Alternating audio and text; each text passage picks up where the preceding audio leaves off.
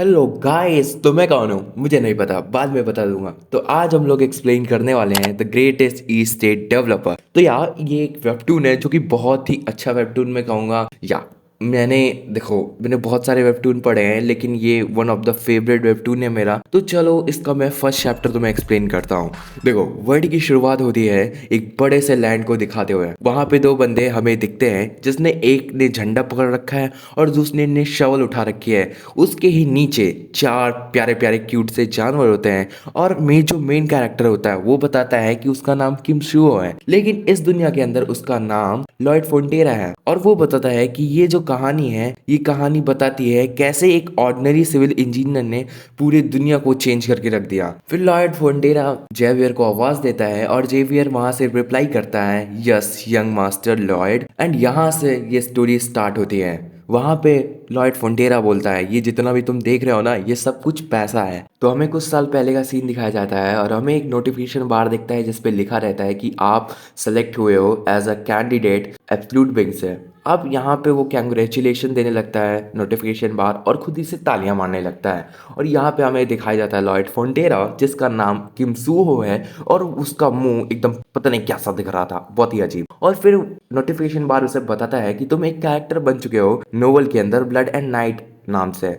अब यहाँ पे लॉयड फोंटेरा बोलता है, अरे ये तो वही नोवेल है जो मैंने लास्ट नाइट को पढ़ा था। और यहाँ पे जो नोटिफिकेशन बार होता है वो बोलता है कि अब तुम यहाँ से अच्छा करना और अब तुम्हारा यहाँ से जिंदगी स्टार्ट होता है। एक ऐसी विश जहाँ पे मुझे अच्छा करना है और मुझे तो रिमेम्बर भी नहीं कि मैंने पी रखी है, तो मैं ये सारी चीज़ें कैसे पा रहा हूँ। और ये क्या कोई वर्ड है जो मैंने नोवेल के अंदर देखा था? और यहाँ पे अगर मैं किसी अनादर वर्ड में भी हूँ तो मैं एक रास्ते पे पड़ा हुआ क्यों हूँ? मैं यहाँ पे क्यों उठा बाकी सारी जगह को छोड़ के?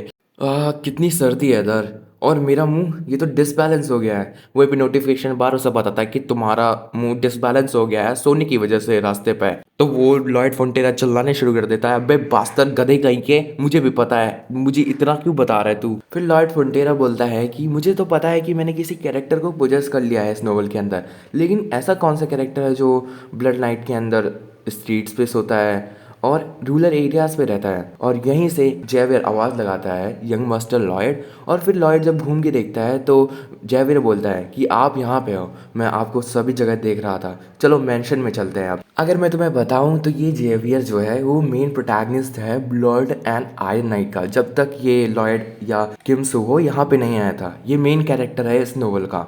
लेकिन अब ये यहाँ पे आ चुका है, अब ये कांड करेगा इधर आके। लॉयड फोंटेरा जेवियर को देखते ही बोलता है, अरे हाँ, ये तो मेन कैरेक्टर है इस नोवेल का। और ये पहले तो एक साधारण सा नाइट रहता है जो तलवारबाजी करता है, और ये एक ऐसा नाइट है जिसके बारे में जिस सभी को पता नहीं है, जो कि बारबन आर्कस फोंटेरा से रहता है जहाँ मैं अभी खड़ा हूँ। और हाँ, बारबर फोंटेरे के बड़े बेटे का नाम रहता है लॉयड फोंटेरा, जो कि मैं हूँ। मैं एक गधा लॉयड फोंटेरा हूँ, क्योंकि यार ये जो लॉयड फोंटेरा रहता है इस नोवेल के अंदर कैरेक्टर के अंदर, इससे बड़ा नालायक आदमी पूरी दुनिया के अंदर नहीं रहता यहाँ पे। जेवियर वहां से बोलता है, मैंने तो तुम्हें कभी गधा लॉयड फोंटेरा नहीं बोला, लगता है कि तुम्हें अपने बारे में बहुत ज़्यादा ही पता है।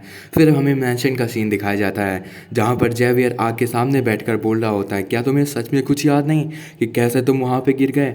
पहले तो तुम बार पे जाके बहुत ज़्यादा तुमने शराब पी, फिर उसके बाद तुमने वहाँ के सारे फर्नीचर तोड़ दिए और घर लौटते समय तुम रास्ते पे बेहोश हो गए। मेरे लॉर्ड काफ़ी ज़्यादा परेशान थे, इसलिए उन्होंने मुझे भेजा। तुम भले ही एक बदमाश हो लेकिन फिर भी तुम उनके बेटे हो। अगर तुम रास्ते पे गिर कर तुम्हारा मुंह टेढ़ा मेढ़ा होकर तुम अगर मर जाते हो तो तुम उन्हें दुख पहुंचेगा। लॉयड बोलता है, यहाँ पर कितनी ठंड है, यहाँ पे क्या ऑनडोल सिस्टम नहीं है जिससे फ्लोर गर्म कर सकते हैं? तो देखो, आगे बढ़ने से पहले मैं तुम्हें बता देता हूँ, ये जो ऑनडोल सिस्टम है ये एक ऐसा सिस्टम है जिससे फ्लोर को हीट किया जा सकता है। और ये ऑनडोल सिस्टम बेसिकली ऐसी जगह पे यूज़ किया जाता है जहाँ पे बर्फ़ और बहुत ज़्यादा ठंड होती है। तो यार ये इंडिया में तुम्हें बहुत ही कम देखने को मिलेगा, इसलिए मैंने तुम्हें बता दिया। और ये ऑनडोल सिस्टम काफ़ी ज़्यादा इंपॉर्टेंट है पूरी स्टोरी के अंदर, तो तुम्हें याद रखना पड़ेगा ऑनडोल सिस्टम को। यहाँ पे लॉयड बोलता है, नहीं नहीं, यहाँ पे ऑनडोल सिस्टम हो ही नहीं सकता, क्योंकि ये एक मैंड्यूअल फैंटेसी नोवेल है। मैंड्यूअल का मतलब होता है पुराना समय, जब राजाओं का युग चलता था, तो उस समय इतना ज़्यादा एडवांस नहीं थी टेक्नोलॉजी, ऑनडोल सिस्टम भी नहीं था। ज़ेवियर लॉयड से बोलता है कि अब तुम जानो, मैं कल सारी बात लॉर्ड को बता दूंगा। लॉयड बोलता है क्या ये सब करना ज़रूरी है? ज़ेवियर बोलता है हाँ बिल्कुल। लॉयड फिर ज़ेवियर को आवाज़ लगाता है। ज़ेवियर बोलता है हाँ मास्टर। लॉयड लॉयड बोलता है क्या हमारी फैमिली के ऊपर बहुत ज़्यादा कर्ज है? ज़ेवियर बोलता है ये भी कितनी अजीब बात है, क्योंकि अगर तुम्हें नहीं पता हो, जो लॉर्ड फोंटेरा है वो एक नंबर का नालायक आदमी है इस नोवेल के अंदर, जिसे किसी चीज़ से परवाह नहीं है, बस वो पीता रहता है। इसलिए थोड़ी सी अजीब बात है ये जेवियर के लिए कि ये सब ऐसा क्यों पूछ रहा है। फिर जेवियर वहाँ से दरवाज़ा बंद करके चला जाता है और लॉयड यहाँ पे सोच रहा होता है कि मुझे इस स्टोरी के बारे में सब कुछ पता है, क्योंकि कल मैंने अपने कमरे में, छोटे से कमरे में बैठकर इसका लास्ट चैप्टर पढ़ा था। मुझे ये भी पता है कि लॉयड के साथ क्या होता है। पहले पार्ट में बॉरन और बॉर्नस बुरे लोगों के हाथों पे पड़ जाते हैं, जिनकी वजह से उनकी पूरी ज़मीन और उनका पैसा लुट जाता है। इसी की वजह से वो दोनों मिलकर सुसाइड कर लेते हैं। उसके बाद जो लॉयड होता है वो भिखारी बन जाता है और बहुत ज़्यादा पीना शुरू कर देता है, जिसकी वजह से वो खून की उल्टियाँ कर करके मर जाता है। फिर लॉयड चिल्लाते हुए बोलता है यार फिर तो मेरे आने का मतलब क्या हुआ यार, साला कोरिया में भी मेरी ज़िंदगी बदतर थी और यहाँ पे भी बदतर है। ये पागल एब्सोल्यूट बिंग कर क्या रहा है। फिर हमें सुबेर का सीन दिखाया जाता है, जहाँ पर हमें लॉयड्स की मदर दिखाई जाती है, जिनका नाम मारिया फोंटेरा होता है। मारिया फोंटेरा बोल रहा होता है कि प्लीज लॉयड, तुम बार में जाकर बार के मालिक से तुम माफी मांग लो। लॉयड बोलता है हाँ ठीक है, मैं मांग लूंगा माफी। इसको सुनते ही लॉयड की मदर और जेवियर शॉक हो जाते हैं, क्योंकि लॉयड कभी भी किसी से माफी नहीं मांगता था।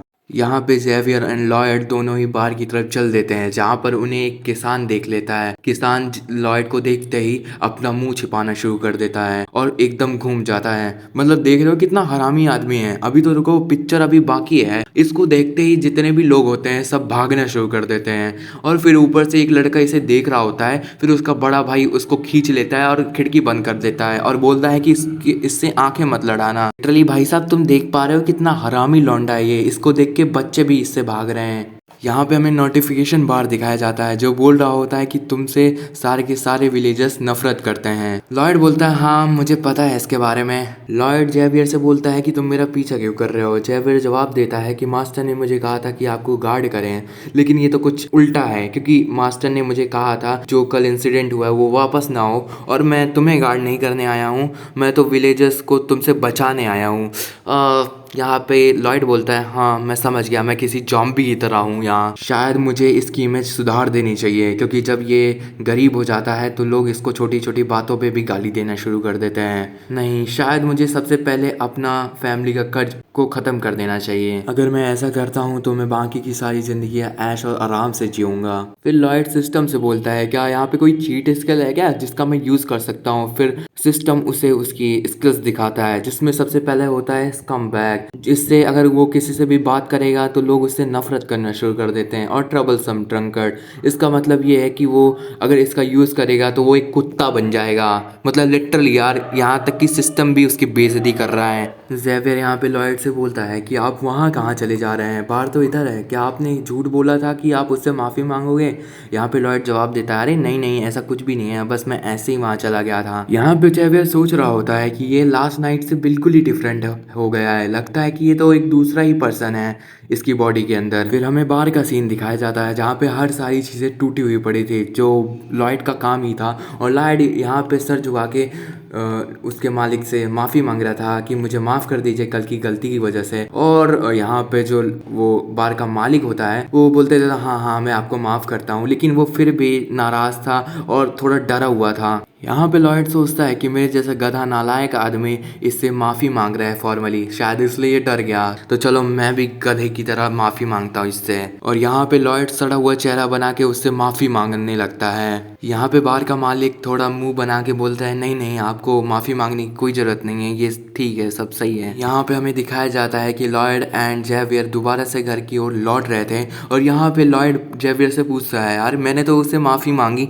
लेकिन वो खुश क्यों नहीं दिख रहा था। यहाँ पे जेवियर जवाब देता है वो कैसे भी होता, आपने उसकी सारी चीज़ें तोड़ दी, उसने जो सारी चीज़ें बनाई थी अपना खून पसीना एक करके आपने सब कुछ तोड़ दिया। हाँ वो जब तक खुश नहीं रहेगा तब तक उसको उसका कंपनसेशन नहीं मिल जाता। यहाँ पे लॉयड सोचता है एक तो यार अपनी फैमिली के ऊपर इतना बड़ा कर्ज है, ऊपर से क्या हमें एक टैक्स भी नहीं मिलता लोगों से। यहाँ पे लॉयड सोचता है यार मैं तो सही था, जब तक मैं इस फैमिली का डेब्ट पूरा नहीं कर देता तब तक मैं कुछ भी नहीं कर सकता। यहाँ पे जेवियर बोलता है बस इतना ही नहीं, बार की जो मदर है वो बहुत ज़्यादा बीमार है क्योंकि बहुत ज़्यादा ठंड बढ़ रही है। अब तो वो और ज़्यादा परेशान है क्योंकि आपने जो कल उसके साथ तोड़ा फोड़ी की थी। यहाँ पे लॉयड सोच रहा होता है ये तो सही बात है क्योंकि जब मैं बार पे घुसा था तब भी मैं ठंड महसूस कर रहा था क्योंकि एक फायर प्लेस पूरे जगह गर्म करने के लिए काफ़ी नहीं है। ऐसा सोचते ही लॉयड के दिमाग में बत्ती जल जाती है और वो सोचता है अरे हाँ ये तो ऐसी दुनिया है जहाँ पे ऑन डोल सिस्टम ही नहीं है, मतलब यहाँ पे कोई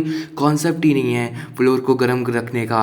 अगर मैं इसको यूज़ करूँ तो शायद मैं अपनी फैमिली का कर्ज मिटा सकता हूँ। अगर मैं उसे यहाँ पे बना पाऊँ तो फिर तो मैं अपनी फैमिली का पूरा कर्ज उतार सकता हूँ। वैसे भी मैं जब मिलिट्री में था तब भी मैंने बहुत सारी चीज़ें बनाई थी और इसके बाद जब मैं मिलिट्री से बाहर आया तो मैं कंस्ट्रक्शन वर्कर पे काम करता था। यहाँ पे लॉयड फोंटेरा जेवियर से बोलता है कि जेवियर चलो वापस चलते हैं। फिर जेवियर बोलता है कि अरे इतनी जल्दी क्या हो गया अब। फिर लॉयड जवाब देता है ये मेरा पहला ऑर्डर है। यहाँ पे उसे सिस्टम का मैसेज आता है कि तुम्हारी रियल जर्नी अब यहाँ से स्टार्ट हो चुकी है और तुम अब आरपी भी कलेक्ट कर सकते हो की कैरेक्टर से अपनी रिलेशनशिप को अच्छा करके।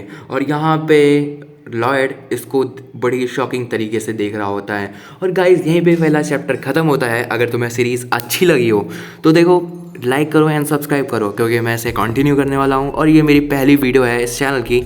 सो या होपफुली यू लाइक इट।